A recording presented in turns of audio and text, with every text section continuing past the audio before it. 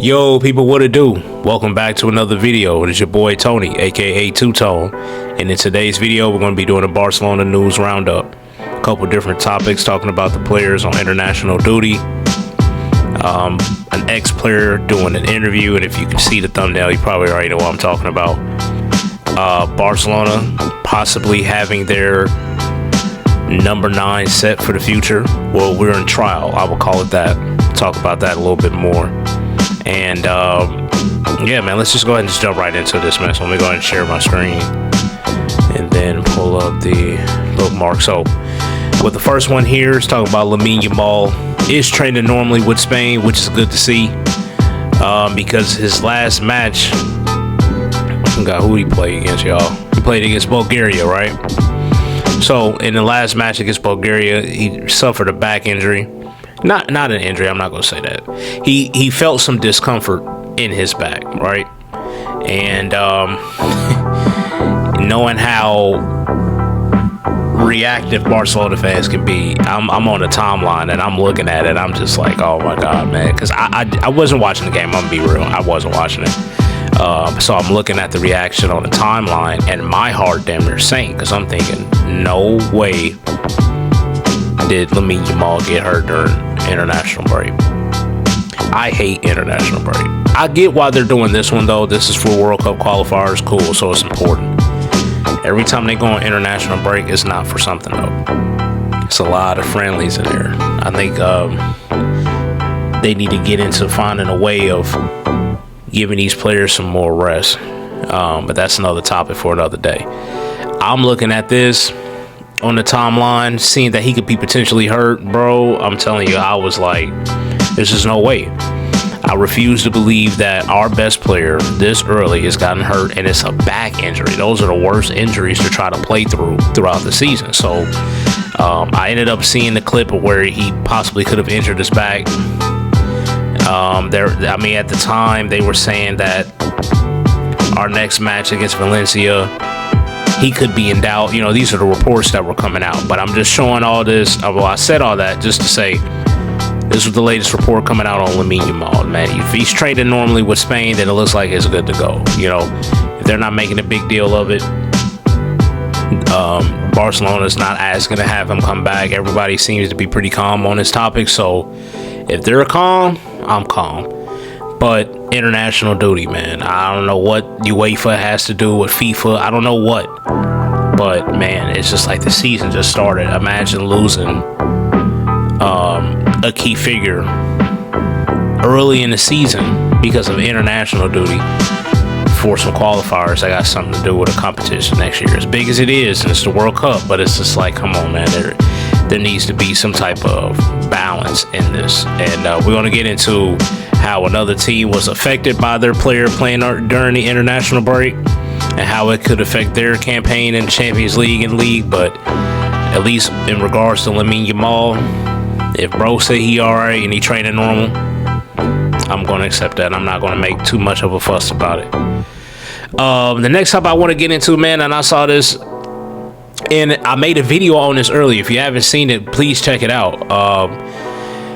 It was basically talking about, in my opinion, why Ferran Torres at least should be given an opportunity to start at the number 9 next year, so the club can take a bulk of that money, assuming we're in the 1-1. I've been saying that for the last several years now, as far as assuming we're in the 1-1, assuming we're in the 1-1. I don't know if we will ever get that, bro. I don't know. But assuming that we are in the 1-1 next year, my suggestion was, don't sign a new striker. Have Ferran as your main number 9 up front.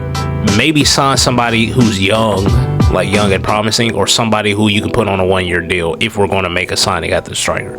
But again, in that video, I was basically pointing out, don't sign a number 9. If we go back to the 1-1, our biggest priority needs to be finding the top line center back. And for me, my wish, if we had all the money in the world, back to 1-1, registration is not an issue. We're calling Inter. Yo, Inter, how much? I know Bastoni is one of your best players. You're not going to want to let him go. And I doubt Bastoni is going to be forcing the move. So with Inter, you're just going to have to put the money on the table. So I'm on the phone with him and I'm like, Inter, what you need? 80 million, 90 million, 100 million euros flat? Cool.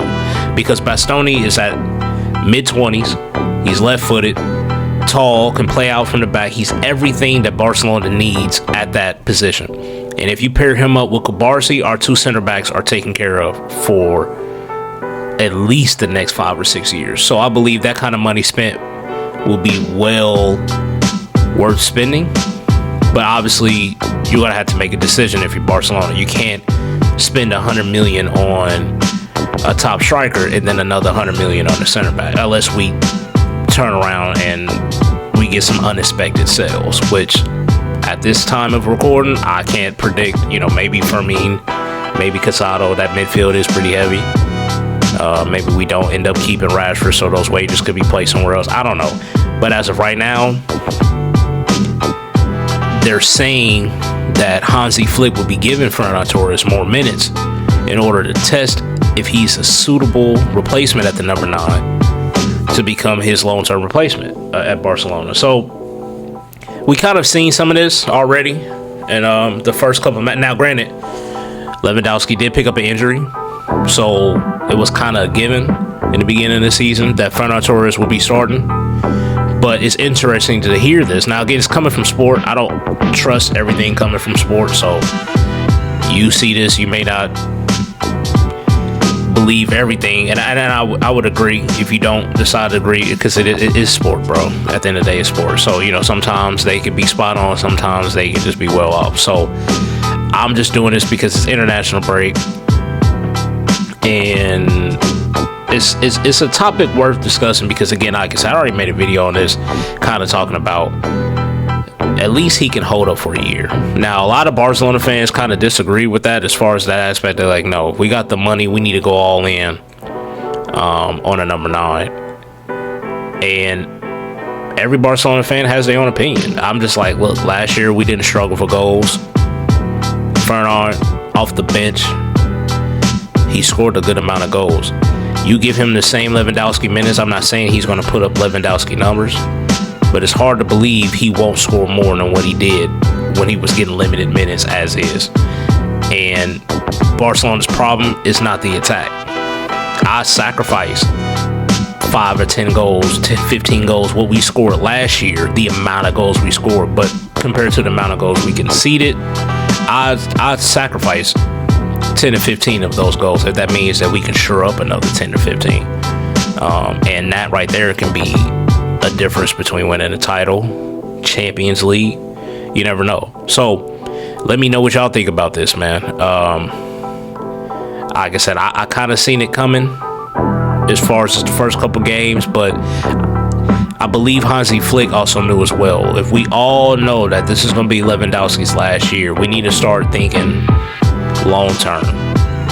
Can Fernando Torres handle being Barcelona's number 9 for your week in, week out type of games in La Liga? Can he handle that? I wasn't impressed with his Champions League performance last year. I thought he did solid in the Copa del Rey. Domestically, he was fine. Where you notice it was a drop off as far as quality was the Champions League. So, because now I say that and I'm thinking, bro, I'm like,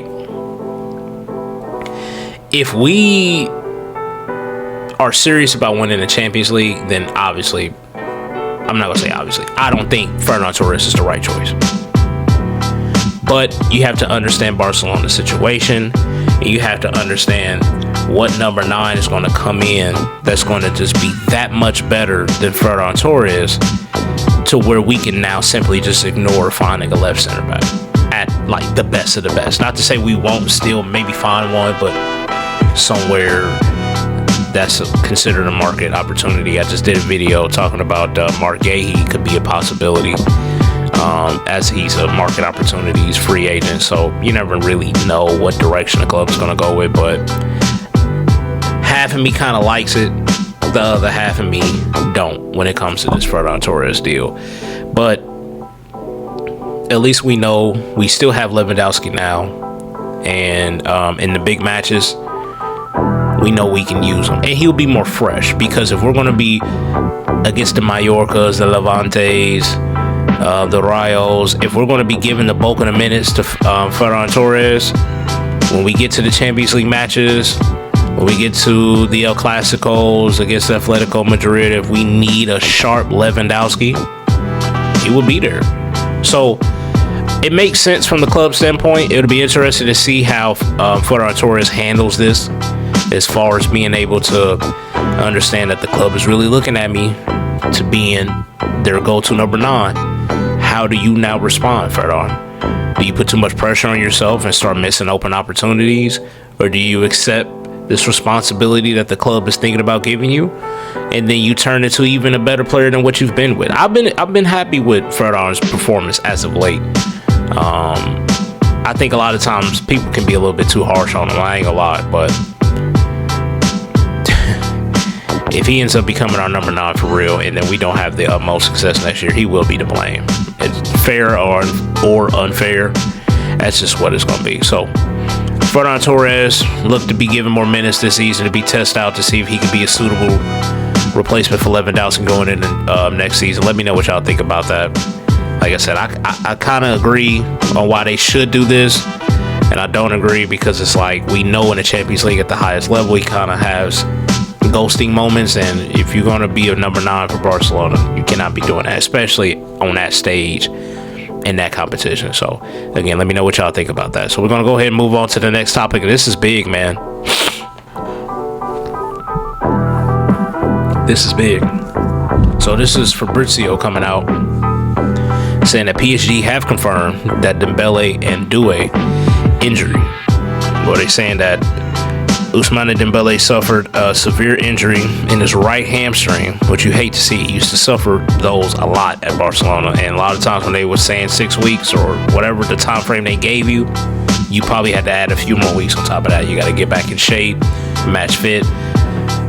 So they're saying that he's going to be out for 6 weeks. I believe it's early October 1st. Don't quote me on that. But it doesn't look like he's going to be able to go for that, because trying to rush him back for that game, high intensity, I don't think it'll be ideal. Understanding that no trophy is going to be won if you beat Barcelona, or Barcelona beat y'all not losing out on anything for real. It's just, it's just points. So it sucks, because I'm gonna be real, bro. Barcelona don't win in this situation. If Doué's hurt, if Dembele's hurt, and they're going to be missing out on the Champions League clash against Barcelona, if Barcelona wins, it don't really count. PSG didn't have their 2 of their best players. If Barcelona loses,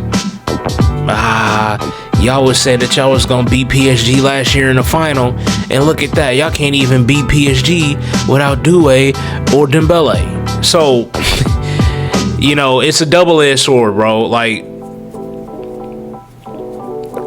I'm going to be honest, as Barcelona fans, when it comes to that match, stay off social media if you can, because it's not going to go your way. If we win and you get on social media looking for satisfaction on that platform, and I say that because I used to do that, winning just wasn't enough. I need to feel the fans' presence. I need to feel what my rivals are saying.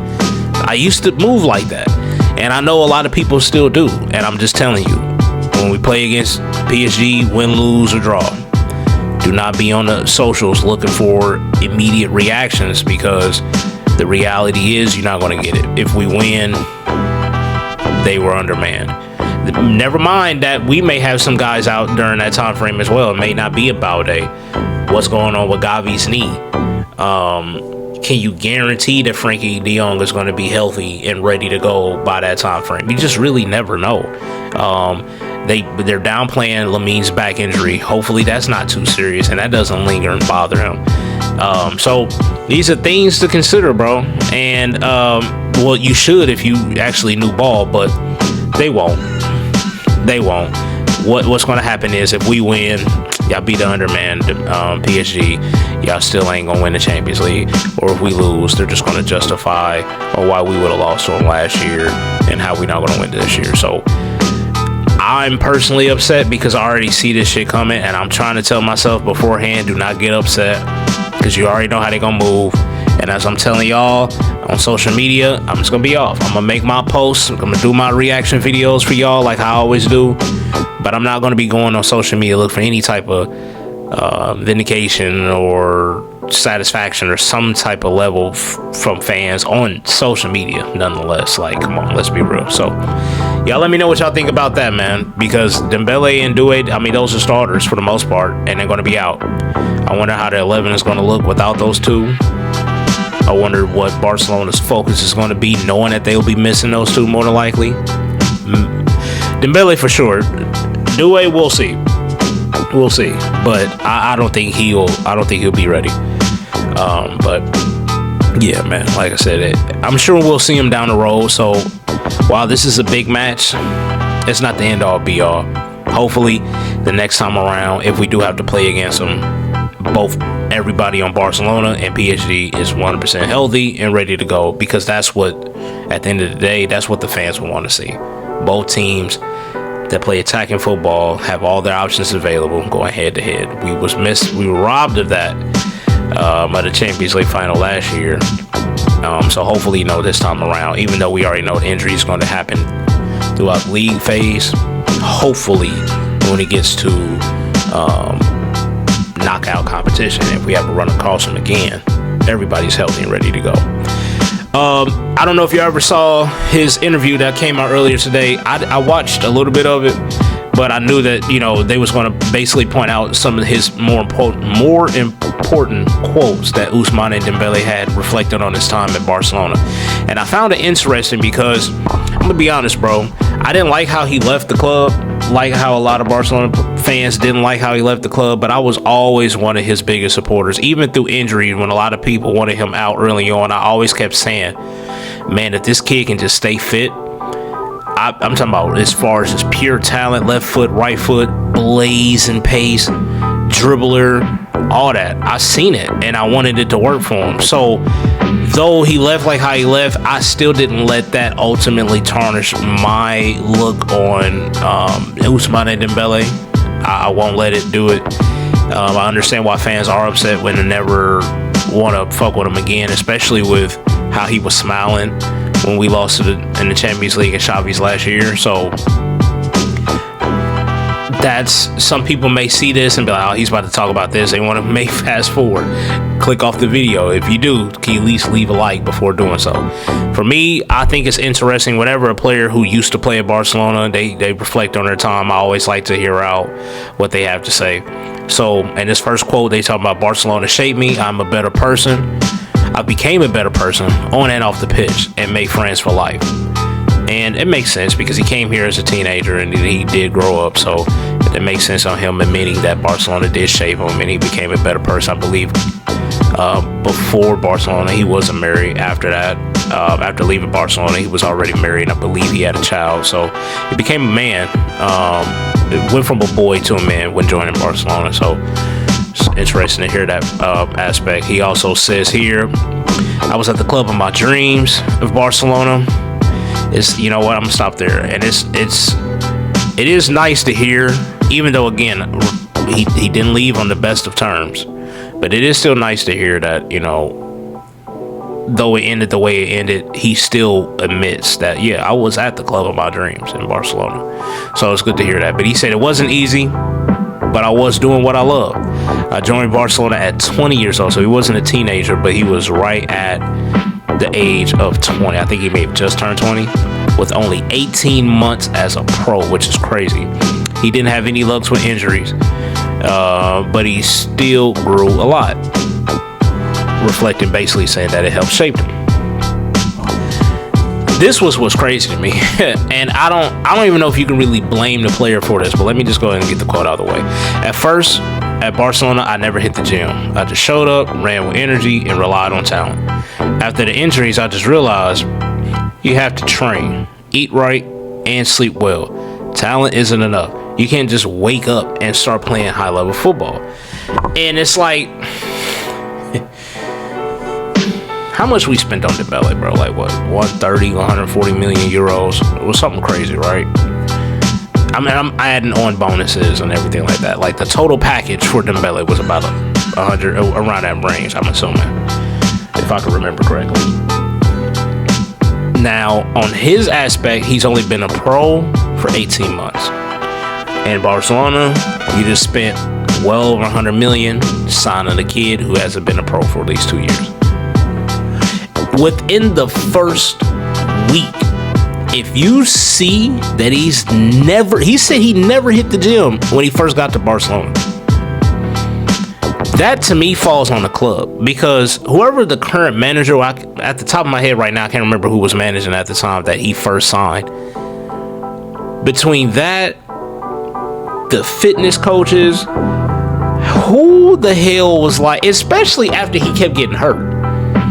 After he kept getting hurt, like I said, already the first week, you seen that he's not working out. That's a problem. Hey, kid, I understand you're not really totally used to being a pro, but the money we just spent on you and what we expect out of you, the investment we putting into this, we need you to be the best version of yourself. And to do that, you have to get into the gym.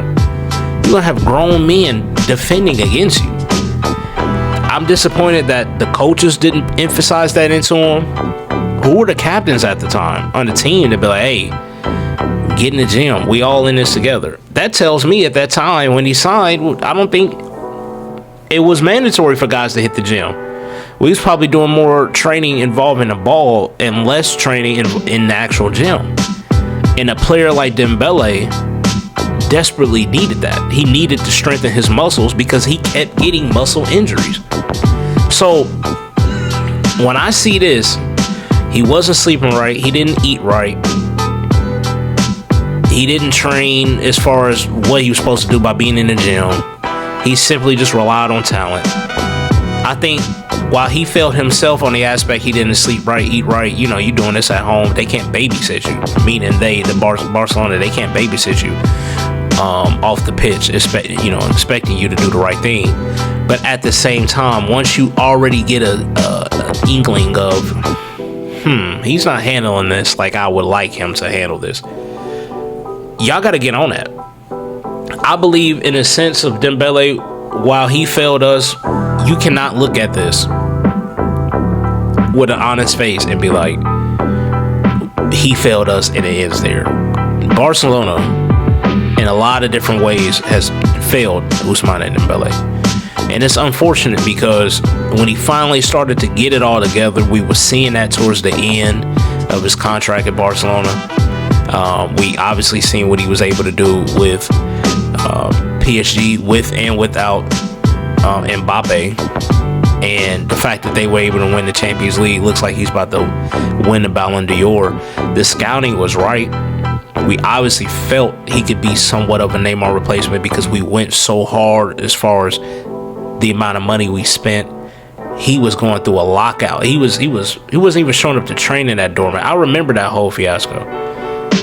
So if we're going to go that big into making sure that, we're going to get this kid's signature, we then have to make sure that this has to work out. So that's the end of the quotes that I saved from that. I want to know what y'all take on that, man, because like I said, Dembele's situation was sad.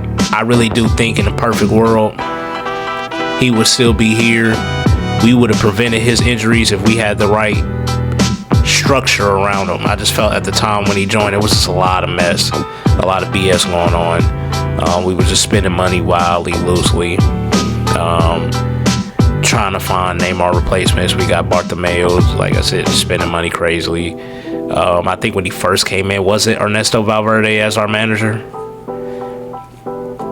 I remember him doing a 4-4-2. Now look, he won leagues with it. One of our more dominant runs that we had came off him running that from it. But it's just like, again, is he not on the same page with the board? If I'm the board and I'm going to be spending that kind of money, I need to know, Ernesto, are you going to be using this kid to his full potential? You're going to get the most out of him? Because I'm going to be spending a lot of money on him. And then look, if we do go ahead and sign him, where's our physios? Where's our trainers? I need to make sure that this kid comes in. He hasn't had an injury history. Good. Let's keep it that way. He looks a little thin, but let's try to keep him. Let's get him ready for La Liga. It may have worked in the Bundesliga and Ligue 1, but In La Liga, it's a little more physical. So, you know what I'm saying? Things like these kind of conversations, I wish that we just didn't have them. And since it wasn't forced on him, he made his dream move to Barcelona, living in this beautiful city, making a lot of money. Ain't nobody come up to me, tell me I have to do these things. I ain't gonna do them. Whatever I've been doing clearly has been working because it got me to where I'm at now. But do I need to emphasize by starting this and all that? That, to me, at that age, you need help making your decisions. And we failed him on that aspect. So, I done moved on as far as having any despise towards Dembele. I know a lot of Barcelona fans haven't. I wished it worked out with us. I'm happy to see that he's doing his thing with PSG. This PSG roster, this squad, I like a lot more than maybe what I've liked when Barcelona came up against PSG maybe 10, 12 years ago. Those teams I really didn't necessarily care for too much about PSG. But as of late, maybe it's just the Luis Enrique, having him as a manager. Maybe that's what is, making me look at them a little bit different. And also, they no longer have Messi, Neymar, and Mbappe. I would have been kind of sick if they would have won a Champions League with that trio. But the fact that they won a Champions League and it was none of them there, no skin off my back, So, y'all let me know what y'all think on this interview, man. Do y'all believe what he was saying? Do you blame him for how it turned out? Do you blame Barcelona? Do you blame both? If you do blame both, who gets the bulk of the blame, or is it even 50-50 for you? But y'all let me know what y'all think about that. I'm gonna wrap this up here, man. I ain't gonna play the whole video, but this was the most important part I wanted to point out right here, was this part with Rashford. They had a game against, who did they play today? Hold on, bear with me, y'all. And I hate that this is turned into such a long video, but I'm just talking with y'all, man. It's a news roundup, man. You can fast forward on topics you want to skip over, but this is what we doing. So let me go back to Rashford because I completely spaced out who the hell. Andorra. Okay. Didn't have the best performance in this game, a 6.8. I was showing that clip because Rashford's talent, and you don't need me to tell you this, Rashford's talent is undeniable. It is. I mean, I think he's world class. I think with Rashford right now, I think he's still currently going through it.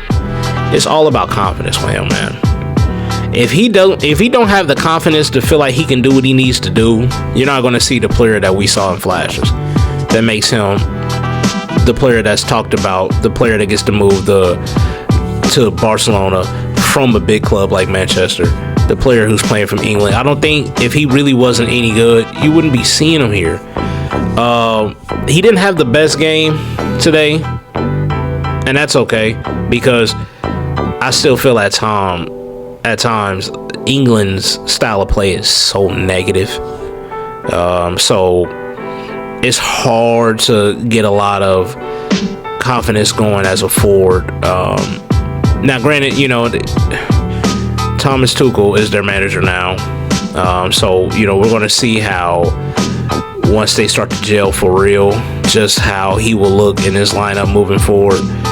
But I just wanted to highlight this because, I've seen a lot of people, especially Barcelona fans, that was just like, if bro can't do anything against Andorra, then Barcelona got scammed. Barcelona should not even consider signing him on a permanent deal when his loan move is up. I'm just like, a bit of an overreaction, I think his confidence, he hasn't done anything with Barcelona to give him any confidence that'll allow him to then go back to home soil in England and be able to start thriving again. So he got times where he showed a little something as far as dribbling on the left, but a lot of the highlights that you see here is just a lot of sideways passes, back passes, and maybe that's what they're asking for. I don't know, but it's good to see that he's at least getting minutes with England. Probably should at least got that on target. That's crazy. But look, man, I ultimately though, I think he's gonna be fine, bro. I think he's gonna be fine. He's just a confidence player. We know the talent is there. He just got to see a couple go in the back of the net that actually count, that he helped create it, make him feel involved, especially with club play, and then you'll see the best out of him. So I'm just posting this just to say, Barcelona fans, just relax. He's gonna be all right, man. You know, what do you expect to come out here and get a hat trick? I don't think it's gonna work out. You know, it's not FIFA. This is real life. Confidence is still a thing. This is the first time he's been back home. He's probably hearing a lot of Manchester fans in that audience. I don't know. But what I do know is he hasn't done enough at Barcelona to raise his confidence in order to have him soaring with England. That's all I'm gonna say on that topic. But man, it's been a long video. I do appreciate you if you made it this far. But this is just a Barcelona news roundup, man. Like I said, I just wanted to get into multiple topics instead of just doing individual videos. This is like 3 or 4 videos into one. Let me know if y'all like this type of content, because if you do, then I'm gonna go ahead and continue to give it to y'all. If not, I can shorten it up. I can spread it, split the topics up into different videos, whichever method is fine with me. But y'all let me know what y'all think about that. So if you have made it this far to the end of the video, I do want to say thank you. Leave a comment, make sure you like the video, subscribe if you haven't. I'm on my way to 100. I'm at 81 subscribers. I mean, kind of stuck at 81, but that's on my fault. I haven't been uploading the most consistently. I'm just trying to find a balance between work, my home life, and then grinding on YouTube. But this is something that I want to do, bro, and I really like doing. So again, if y'all like these kind of videos, y'all just let me know, bro, and I'm gonna definitely give y'all more of those, man, because it's easier for me to do these kind of videos, even though it's longer for the viewer. But like I said, you can always fast forward, because in the video you're going to be seeing the actual post that I'm reacting to. So if you don't want to hear about a certain topic, just fast forward. I ain't tripping on that, bro. I just want y'all to enjoy it, what y'all watching. If it's with me, that makes me happy. So again, man, I ain't gonna make this too long.